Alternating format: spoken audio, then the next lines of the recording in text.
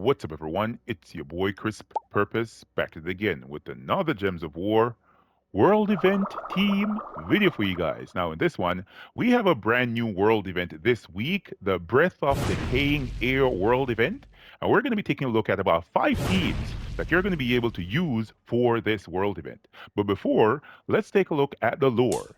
The Breath of the Decaying Queen was hidden throughout Pan's Veil, and we needed to recover it for Tessarian's research. Use Beast to find Queen's Breath by defeating enemies in Pan's Veil. So as you guys can see, the restriction for this world event is going to be Beast troops. Now, what is the scoring for this world event? Let's take a look at it here. So there are 6 battles that players can encounter during the event: Fallen Satyr, Nax, Voiceless Golem, the Silent One, the Flesh Horror, and Death. This event has 3 phases. Phase 1, the first 3 battles are the only battles to play and have an equal chance of appearing. Players will need to win 15 battles here to progress to the next to the next phase. Phase 2. The first 5 battles are the only available battles to play and have an equal chance of appearing. Players will need to win 15 battles here to progress to the next phase. Phase 3. All 6 battles are now available with an equal chance of appearing. This phase continues until the end of the event. Here is the scoring. You can find the following rewards for each of the different battles you may encounter: Fallen Satyr, 5 Queen's Breath; Nax, 6 Queen's Breath; Voiceless Golem, 6 Queen's Breath; the Silent One, 8 Queen's Breath; the Flesh Horror, 8 Queen's Breath; and Death, 10 Queen's Breath. Each Queen's Breath is worth 4 points. Battles will drop a variable number of Queen's Breath on an average of about 1.18 times the base amount. As the battles get harder, they will also increase the amount of Queen's Breath they give by 25%. So that is for the scoring right there. Now, what is the first team that we're going to be using for this Breath of Decaying Air World event? I want to make mention as well of the medal. As you guys can see, the medal for this event is a skull and spell damage medal. So you really want to make sure you have this medal attached. See if you can get a couple medals. I'm starting off with 2 medals here for this event, and I think that these teams will do very well throughout the entire event. All right, let's get over to the teams here. So as we said before, your Flesh Horror battles have the more Queen's Breath here, thus giving you more points. So you want to get those, the legendary troops. Rarity order is the focus of this. So yeah, just keep that in mind as you go through these fights. All right, so this is the first team right here. Up front, we're having the Mountain Crusher weapon. As in the Journey event last week, that weapon was very useful. The same, we're going to be using it for this world event. Mountain Crusher is very familiar to every player out there. It's a hammer weapon from KZL with an 11 mana cost, uses brown mana, explodes brown. It works really well. It has dust in the weapon upgrades, thus it creates a brown storm every single time you cast this. It goes hand in hand with the Titan hero class. Of course, you can also use it with the Elementalist hero class if you want to, but I'm going with Titan here because of the 50% mana start on the class. As you guys can see, I have Midge Swarm right here. I almost said Mizmir. We have Midge Swarm right here. This is a really easily acquired beast troop. I think this is a rare troop. Yeah, really low rarity here. 11 mana cost. It deals scatter damage twice to enemies. Magic plus, I think it's magic plus 8 scatter damage to all enemies twice. So this sucker is going to be hitting twice. And as you guys can see, I have 2 copies of this on the team. Along with it, I have the Forest Guardian. This troop right here is the Beast Divine troop that gives a 50% mana start to all beasts, thus allowing my Mid Swarm, both of these suckers, to be getting spell ready very quickly because they'll be starting with half mana. Um, Let's take a look at the banner on this one. The banner is the rat banner right here from the Dark Pits faction. This is a +2/1 brown, +1 on green. Then we're minusing blue. Let's get into the fight and showcase what we're able to do with this in a battle. So as I said before, I have two medals attached for this, so it is going to be pretty easy for me to blow through this event. Let's see if I can get one of my mid swarms going here. There we go. Very easy.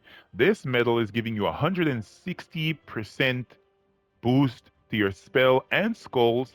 So keep that in mind as you go through these fights. There are a number of different options here. Let's showcase one more fight, then we're going to move on to another team because I have 5 teams here. Let's get that explosion from the board. And there we go. We're spell ready. Nice, man. Midswarm is doing great work in the early aspects of this world event. And I think that many players are going to be able to use this. The next team will be right after this. And this is the second team for this Breath of Decaying Air world event. Kryshound is an amazing troop that you're going to be able to use in this world event. Why? Because of his spell, Crystal Chomp. He will have an enemy's armor and life, then he will create uh, 9 to 13 blue gems, right? This troop right here is a construct beast that is one of the most broken troops to use in any world event. Once there is a spell damage medal, this guy becomes amazing. Why? Because the spell for this troop, even though it does not say it, is boosted by the medal.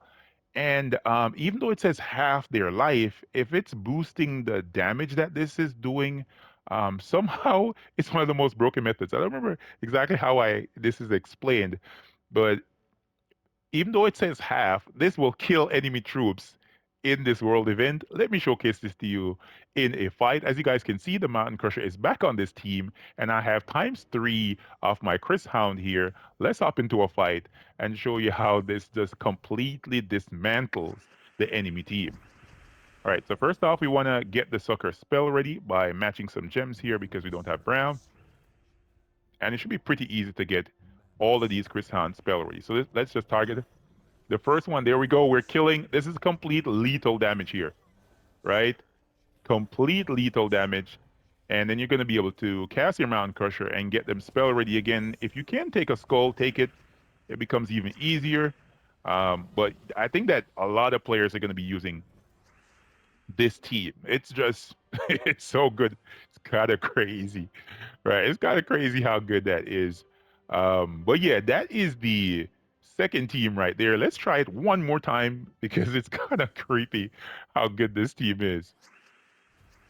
All right, let's see if we can get our troop spell ready. There we go. Let's kill. And I wish I had a weapon that could take in all that blue, but it doesn't even matter, man. Chris Hound is it's kind of dumb. Whenever there's a spell damage medal, go grab this sucker. It's so easy. It's kind of ridiculous. This might be the best team out of every team for this world event. And yeah, man, it is Chris Hound for the win for the second team for this um, Breath of Decaying Air world event. The third team is going to be up right after this. And this is the third team that you're going to be able to use for this Breath of Decaying Air world event. One of my favorite troops right here, Spirit Fox, is the troop for this team. It is basically a ×3 Spirit Fox team with the Obsidian Lebron, one of my favorite weapons in the game, a massive generator option, which is easily acquired for almost every single player because it is a faction weapon. You can pick this up from the Obsidian Depths faction. That's simply what the weapon summons in as well. It summons in Obsidian Depths troops and it explodes magic +1 gems. One of the great things about this weapon, not only does it use brown and purple mana, so a lot of classes give 50% start that have a brown storm or a purple storm and has stealthy. So I decided to go down the route of using Thief on this team. Thief is giving me a 50% mana start with the fast in the traits, as well as it has that dust storm in the weapon up in the class, and it has stealthy. So I cannot get targeted by enemy troops in later battles. That's going to be very, very important. As you guys can see, my Spirit Foxes are right there. I'm using it for the Ghost Paw spell. It will drain 7 mana from an enemy, then it will remove all yellow gems and deal true damage boosted by gems removed. So this could be very useful. It is also stealthy. So if you want to as well, you can probably change the stealthiness here because if all the troops are stealthy, no troop is actually stealthy.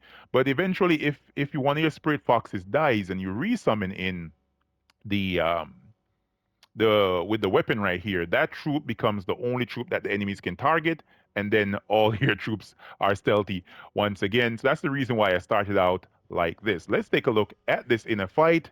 And this is one of the teams that could be very useful in later battles because of this strategy. Right, so as you guys can see, because the spirit foxes are empowered, you don't need to even cast your tome to get its spell ready. You just start casting, just like that. And you're dealing true damage, you're removing the yellow gems. So there's a good opportunity here for you to get some cascades, but as opposed to me getting the cascades, the enemy troop got the cascades here, and they are trying to take all that mana, and I'm not gonna allow it. There we go. So you're just gonna keep on casting your foxes here over and over again, and you're going to do great. You're going to do so well. All right, let's try this out once again against the Voiceless Golem and see how it works out. All right, let's kill him. There we go. As I said before, I'm using a ×2 on my spell damage medal, so this is a walk in the park for me. Super easy. Once it gets spell ready, you cast it. This is almost like playing a world event on autoplay, to be honest. But yeah, guys, that is the third team for this Breath of the King Air world event. The next team will be right up right after this.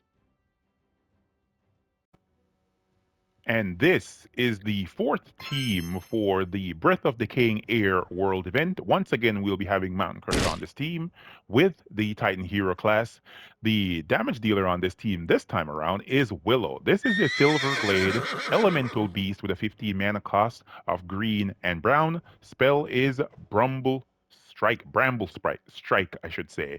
It will destroy a row. Then it will deal magic +2 damage to all enemies, boosted by brown gems destroyed. So you see why I'm using Mountain Crusher on this, because the Mountain Crusher creates those, or explodes, I should say, those brown gems, and then creates that brown storm. And it has a brown storm at the start of battle because of the Titan Hero class, the Storm's aura. ×2 of my Willow on this team. Once again, we have the Forest Guardian here because he's going to be giving my Willows a 50% mana start. The banner, once again, is the rat banner. So we're plussing 2 on brown, plussing 1 on green, minusing blue on this team. Let's hop right into a fight right here and see how this goes up if it works out well against the Voiceless Golem. Right, we have the Mountain Crusher. Let's go ahead with the explosions.